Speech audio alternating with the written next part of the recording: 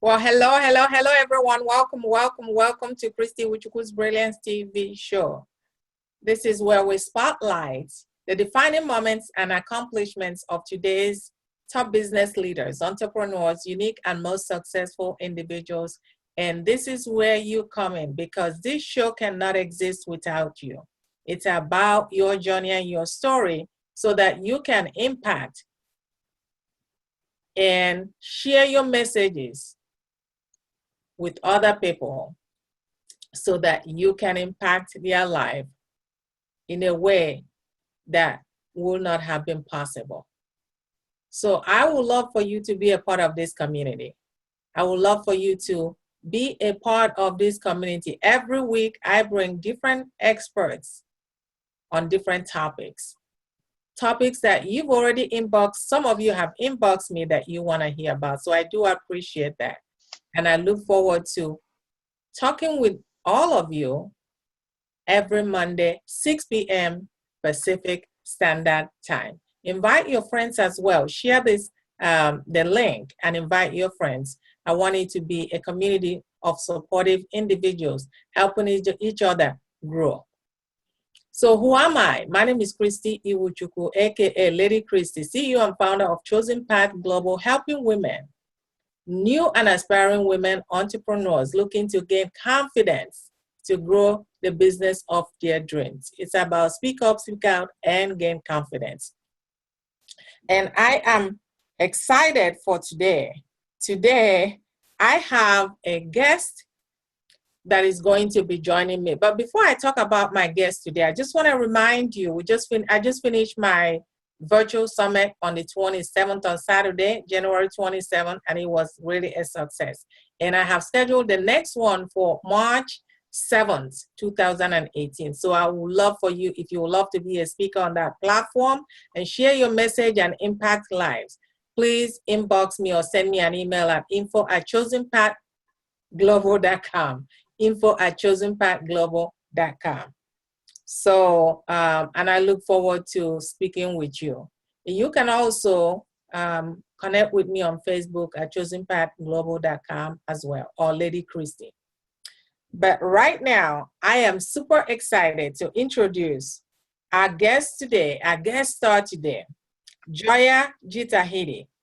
Joia is going to be talking about the number one thing that must be done to make your New Year's aspirations a reality. Did you hear what I said? The number one thing that must be done to make your New Year's aspiration a reality. Joia is an executive coach. She guides entrepreneurial and executive inspiration into actions that achieve breakthrough to significant success. Please help me welcome Joia, and be sure to make sure you have your pen and paper and pencil ready, iPad, whatever you have, get it ready because she is about to drop some nuggets. Please help me welcome Joia. Joia, are you there? Yes, thank you. Thank you so much, Lady Christy. I so appreciate you inviting me to your community. Thank you. I'm very excited about it. Awesome. You and I met back in 2016. Is that right? 2016 at Speakers Venture hosted by John Block. Yes. Right? Yes. And we have been connecting ever since. So I appreciate your friendship as well.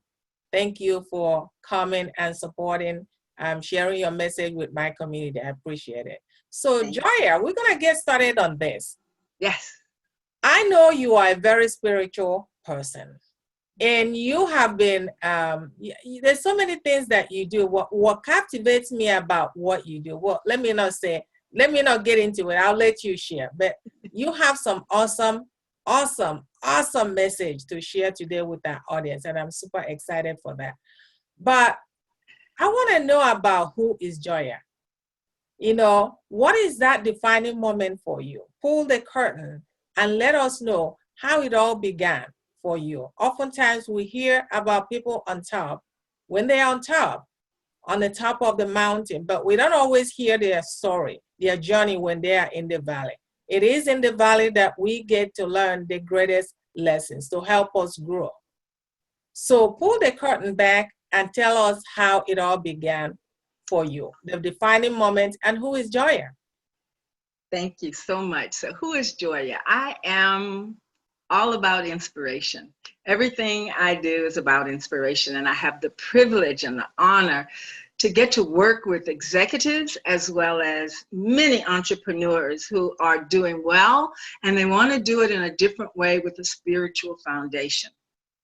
And I am having the time of my life. I get to work in Texas and in Los Angeles, California, and I get to go back and forth, and I get to see my kids, and I get to travel, and I get to have a wonderful time. But it wasn't always like that. So I will, as you say, pull back the curtain. So I'm going to take you on a little journey. So I am 30. I'm pregnant with my first child. I'm about to have my first child. I'm so excited.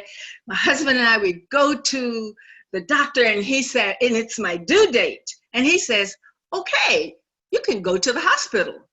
And I went, go to the hospital on my due date? Okay. So I leave it, but I don't believe him. So I said, let's go by the house. I want to pick up a bag. I want to do this. I'm messing around. And I get there and I said, I think I'll take a nap. He said, oh no, I'm taking you to the hospital. If the doctor had said, go home, you would have said, no, I'm going to the hospital. But no, he said, go to the hospital. You don't want to go. I'm taking you now. So he takes him to the hospital, which was a good thing because 4 hours later, my child was here. So I thought, wow. 4 hours of labor, healthy baby, healthy me, everything is good, go home, everything is wonderful. Now I'm 33 and I'm having my second child. I know they aren't the same, but I'm pretty much expecting it to be easier because the first child is usually the hardest one. But oh no, this time I'm rushed into have an emergency C-section, which is a major surgery on the body, very difficult. But the baby's okay and I'm okay. And so I think everything is all right. And about 4 hours later, they're calling and I hear them calling the doctor and they say, we can't stop the bleeding. And that's the last thing I heard. And when I wake up, I've had my second major surgery in 24 hours. So I have quite a bit of time to recover from that. And I'm not doing well. I leave the hospital, I go home, I'm still not doing well. Everything is not right. So 3 months later, they have me back in the hospital because they don't know what is going on. I don't know if you've ever felt, I felt so afraid. I felt so alone. I felt so scared because they didn't even know what was going on with me. And about the third day, they say, okay, we figured it out. We're taking you to surgery. And one of the big things that happened is that there was a woman from work who said, I'm going to come in the morning. I know you're going to surgery. I'm going to come and I'm going to be there when they roll you in because I know your husband is taking care of the baby and the children. I'm going to be there. And she came and she was there and she was there when they rolled me in and she said, okay, I'm going to see you when you come out. Okay? And I went, okay, I'm going to see you when I come out. So that I go in and I think, okay, my body and I can do this.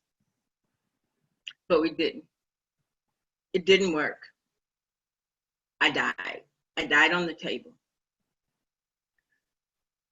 So now I'm on the other side and I'm floating and I'm having this wonderful time. I'm not in any pain. Everything is good. And all of a sudden I see this beautiful, luminous woman.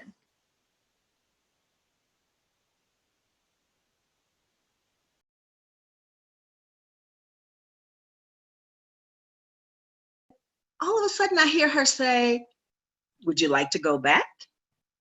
And I went, can I go back? She said, yeah, if you want to, you can go back. I said, well, will my body work? I had all of these contingencies for going back, believe it or not. And she said, oh, yes, no problem. I said, okay, I'll go back. I would love to go back. I have 2 small children. I would love, that would just be a wonderful thing to get to raise them. And as I'm getting ready to go, I hear her say, there's just one little thing.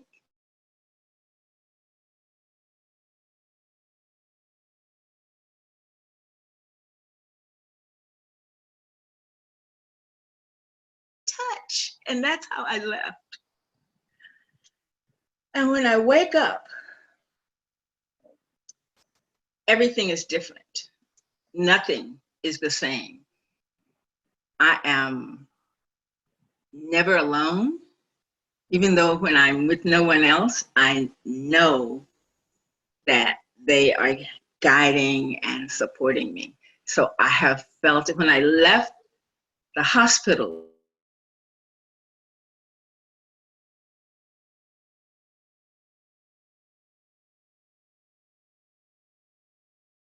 Could see auras, and it was just this beautiful world, and I was just in love with everyone. And then as I settled more in my body, and I had to really learn how, as they did come back, but it was a couple of years before she came back. And that's when I started my journey with the muses. So what they are asking me to do, which I'll tell you more about later, but what I really want you to know is that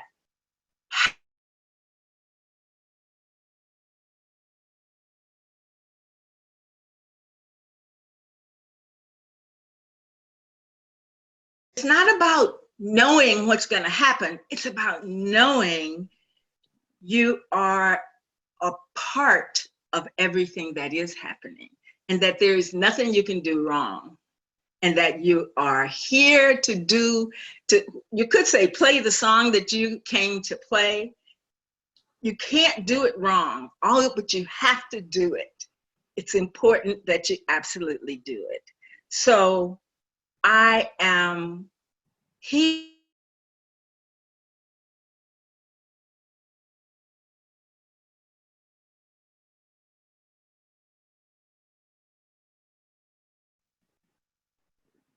Looking for those people who are very clear about what they want to do and may have done it really beautifully, but they're looking for a way to do it with a spiritual foundation that allows them to move and create momentum and to move with ease and joy as they create their life.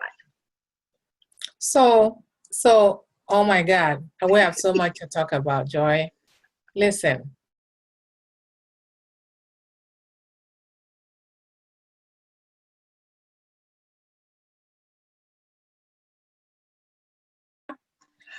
You have some creative way of working with your clients.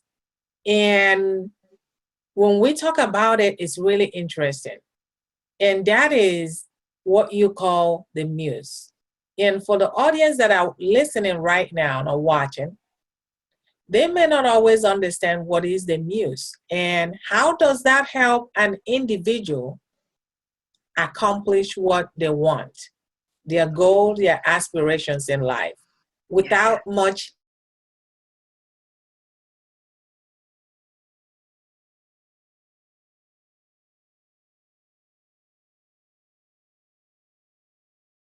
appointed, because we found out it's not always the case. But you have a creative way of getting what you want out of life. Can you share that with us? Yes. What I have discovered is those are the exact people who are attracted to my programs. They're the people who have doingness down. And what I really work on is the being, because it's who you're being, what you're doing is what impacts it.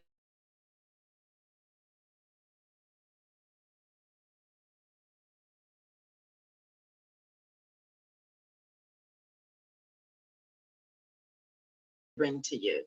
So the universe is really simple. So the most important thing is to understand how the universe works. And it's very simple. And this is in someone else's book. This is in Jerry and Esther Hicks' book, Ask and It Is Given. 3 things. 1, your job, ask. You must ask for what you want. Not what you think you can have, but really choose to ask for what you want. The second thing is the universe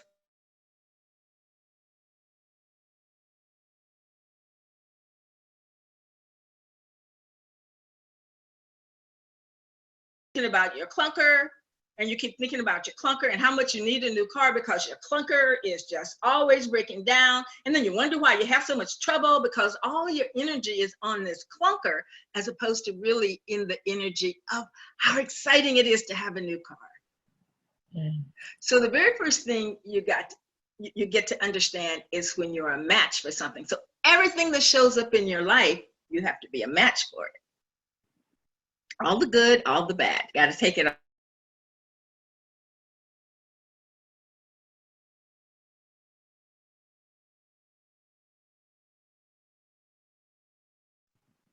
And we allow by, an example I'm going to use is you want a glass of milk. If you ask someone to bring you a glass of milk, if I say, would you please bring me a glass of milk? I'm not going to sit here as soon as you leave the room and go, oh, I hope that they can make it to the refrigerator. I hope they get this. And you don't go in that. You just know that this person's going to bring you a glass of milk. So you let them go and bring you the glass of milk as opposed to trying to rethink how it could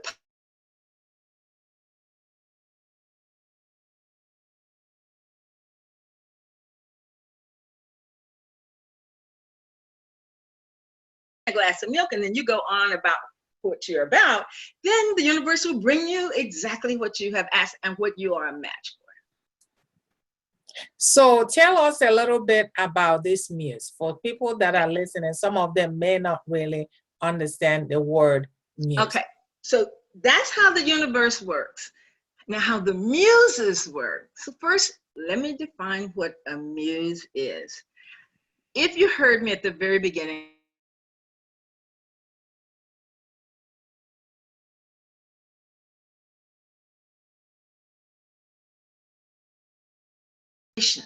and because inspiration is an energy field and it's really hard to talk about, it's a little unwieldy, well, for me. So I had to make it simple for me, and I can think of another person because I'm in a physical body, and so that's what we're dealing with. So all of the muses came to me as beautiful women. Well, I have a couple of men and children, but 90% of them are women, but they all are feminine energy.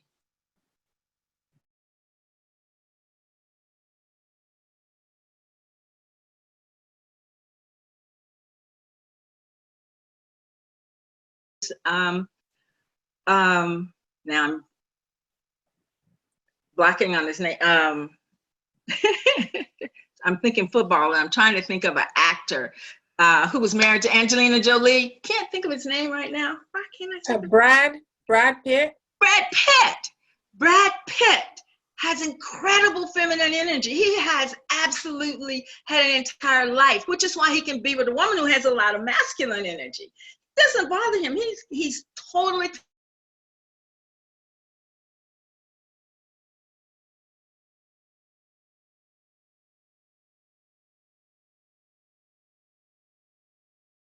example of a masculine energy who has his being and does his work in a feminine energy.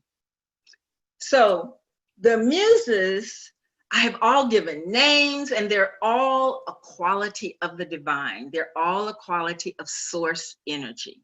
So it's prosperity, abundance. However, the last year, we spent the entire year with the house of manifestation.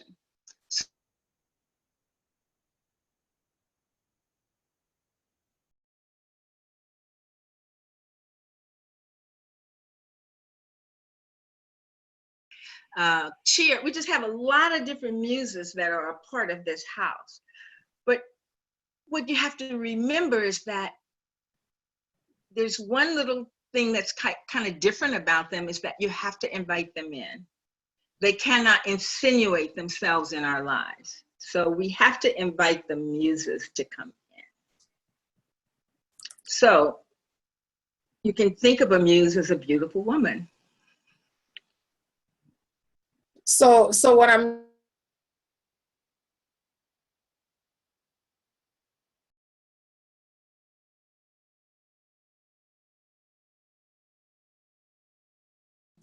you know what you want. You don't waver around whether or not you will get it. You are almost, you know for sure, this is what I want. Yes. And if I throw that out there, that this is what I want, Yes. the universe will help me get what I want. Am I on the right track? You are. Precisely, that is exactly. When you say, I want this, the universe says yes, and it starts to go and get it for you.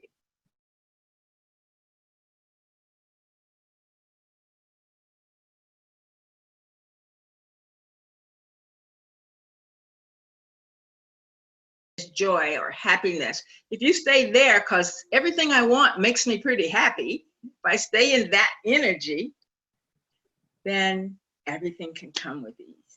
So what do you say for individuals? Because it sounds so easy. And when I think about it, I think of Law of Attraction, the movie Secret. You probably have seen it. It sounds so easy, yet it's very difficult for a lot of people to cultivate.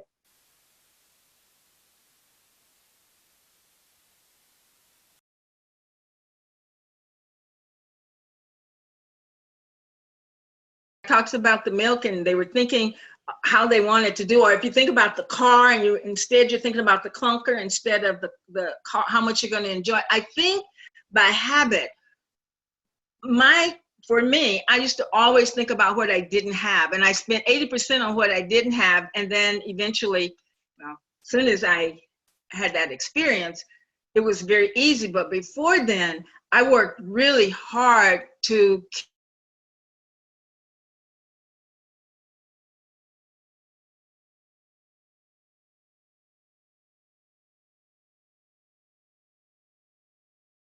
did I discover how much time I was complaining, as opposed to, so complaining doesn't support you.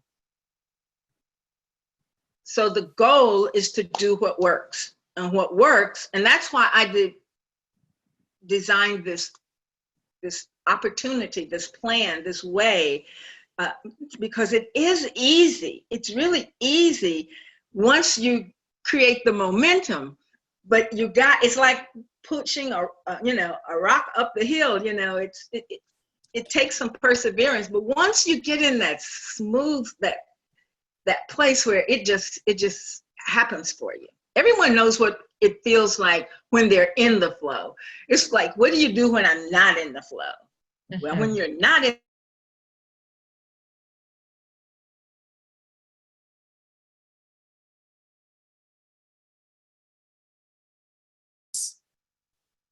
some of us have named, maybe it's a wig, maybe it's a car. We have named it Sasha, or whatever name we wanna give it. Mm-hmm. So when we talk about the muse, the name that you're talking about, is that peculiar to you, or is it the same for everybody? Well, everyone in my program, when we are focused on one muse,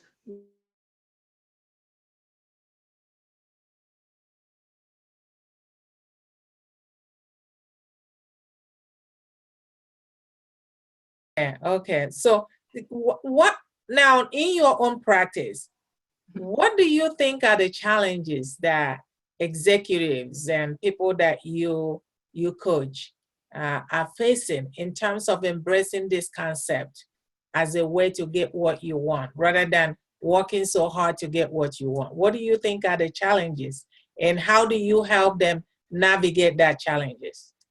Well, the challenge is, well, I'll tell you that. So the program is the answer to the problems that we have discovered that come up. So one of them is, of course, perseverance. The first one is to remember to call the muse. If you're not choosing to spend time with the muse, then you won't remember. And even though they're there, they can't do anything. So it doesn't help you any. So you have to call on the muse.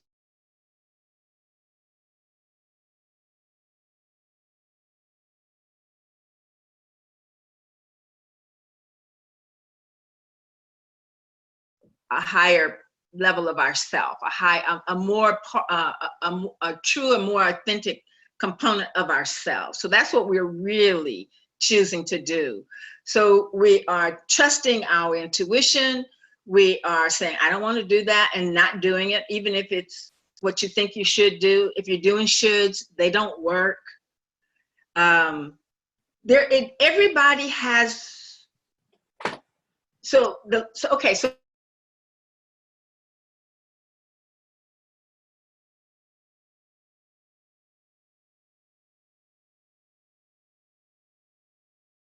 he had to work on that. I mean, he was arrogant and righteous. He thought this was the right way, this was the only way. I said, but if it works for you and it doesn't work for others, then it doesn't work. So you have to find something that works for everyone, because that's the only way a team works. And he went, oh, got it. He thought he was leading and they were supposed to be following. And they weren't following in the right way. And once he got a different perspective of it, he went, oh, this should be able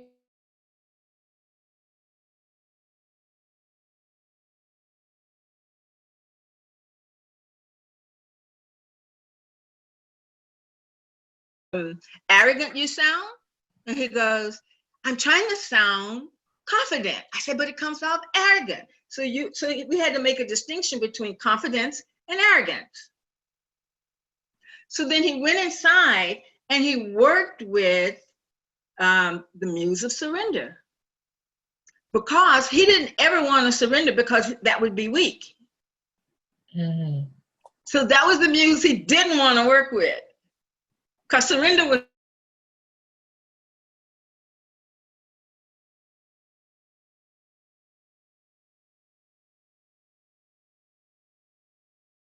something is wrong inside. I said, okay, so that's what we're going to work with, when it feels right inside and when it feels wrong inside. Wow, that's exciting. So now we're still talking about the Muse. Yes. So you have an interesting way of working with your clients. It's not really, for the most part, it's not the norm, because I think you're the second person that I probably have heard doing such a thing. Tell us about it. You work with your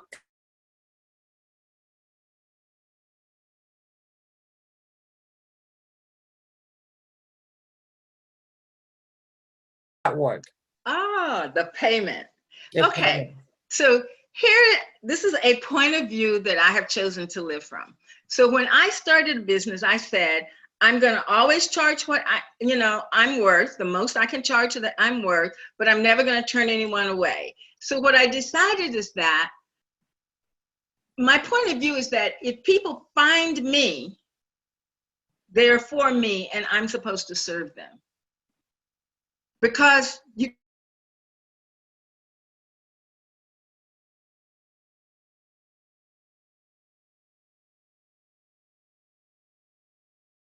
my job is to honor you coming into my space. So if someone tells me that they don't have any money, they can't, at this time, they can't pay, I said, okay, but what are you willing to pay?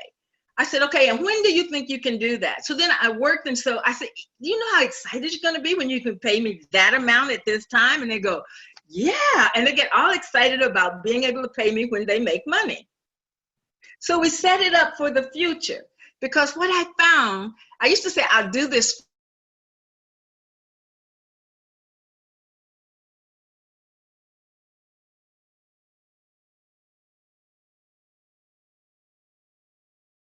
So I said, okay, let's fix this so you know you are responsible and you are contributing. So you have to at least come up with, $25. Okay, I can do 25. Okay, $25, and then we'll carry the other. And when we hit this amount, I said, so what are you gonna do? And then we just play a game. We just play the game. And then they make more, and they make more. They always make more. And I do the same thing with companies. When I work with them, then I do a percentage of not where they are now.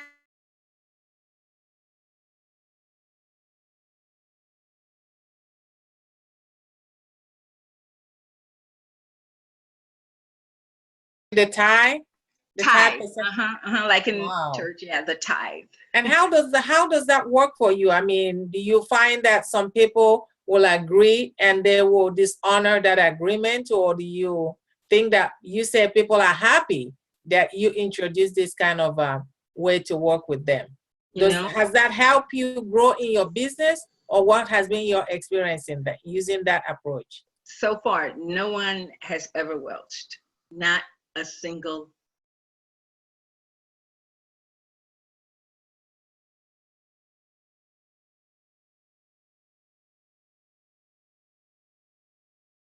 And the first thing you do is clean a drawer, you know, declutter something. And so we just declutter a little bit at a time, a little bit at a time. And all of a sudden, our whole room was decluttered. And then she started to, we just declutter.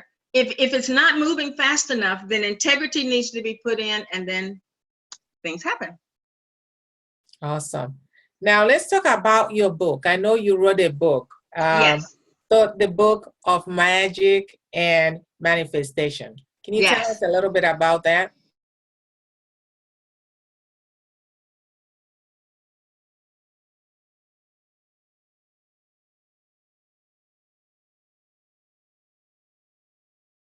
Processes on the planet. And so I was so honored to be invited to contribute to the Thoth Book of Magic and Manifestations. You can find it, it's on Amazon, and we're getting ready to come out with the hardback copy this year. It'll happen probably around March. And then my second book that'll be coming out this year in hardback is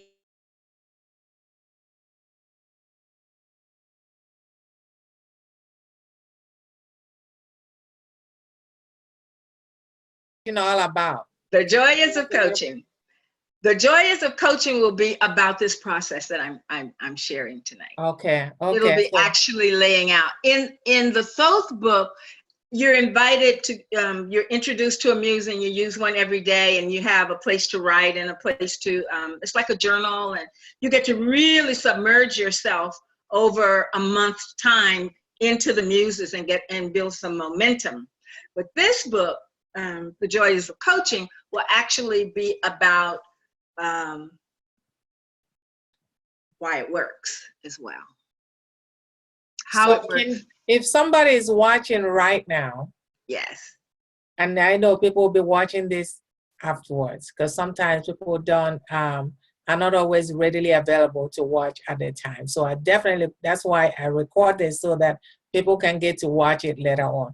So give us a reason why someone will want this approach rather than the level that we are used to, because they may not be familiar with it. Give us a reason for someone who doesn't know this approach. I mean, I talk to you, so I know the approach. What is the benefit of someone using this type of approach to for life, whether in life or in business? Well, there are two major, I think, shifts that happen. The first one is that for the first time, 90% of my clients have never felt ease. And it feels like ease in their daily life, where before they were working hard and when they're doing and working and coming from inside and doing it from an intuitive space, and you don't have to believe in it, you don't have to like it, you just have to be a match for it energetically, and then you get in this momentum, and then it just feels like everything, it just feels like ease. So I had a client who's been working with me for a year. She signed up for her second year, and in January she signed $5 million worth of work for her company over a 5-year period. Wow. And she's never done that before. That's amazing. That's yeah. Yep. And so she's picking up momentum, and so she's hiring people, and she's bringing, but she's not in overwhelm. You get out of overwhelm. And as an entrepreneur, the hardest part for her has been to allow the work and to train people who can do the work, and she's not doing the work. That's been the hardest transition, where awesome. people who are doing the work. And it's different for It's different for every single person. There is no one way, because everyone finds their own internal thing. So it feels like ease. And the second one is success. And it is exciting. It's exciting. You get excited and it gets easier. So and you get easier, you get more excited. And the success comes because you are able to apply the muses, seeking what you want. Yes. Definitely that you're gonna get it. There's no wavering about it. No, right? no. You just have to do. I have one author who says this all the time. He says, "There's nothing to do. Stop doing, but there's always action to take." And you do the next obvious thing. You do the next.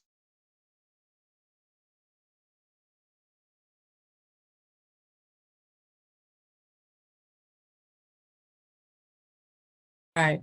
Thank you so much. As we come to the end of this talk, this conversation, how can our audience contact you so that you can give them more information about your program?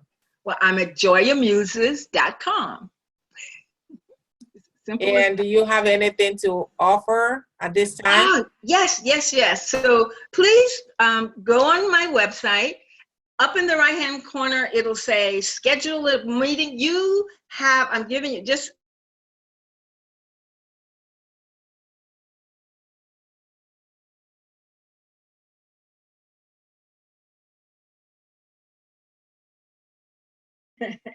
with me. And it will be directed strictly on you, be totally supporting you in getting closer to your dream. Awesome. Thank you so much, Joy. Thank you so much. I appreciate you, audience. Go ahead and share this. I'm going to post it on my link on my site, and for you to also invite people. I want you to connect with me on chosenpathglobal.com on Facebook or under Lady Christy as well. We do this every Monday.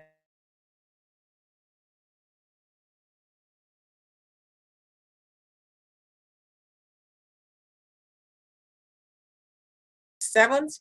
And if you would love to be a speaker, please go to chosenpathglobal@gmail.com, chosenpathglobal.gmail.com, or info@chosenpathglobal.com, info@chosenpathglobal, and send me an email. And I look forward to hearing more of what you do and how we can support and collaborate with each other. So thank you so much. Thank you, Lady Christy.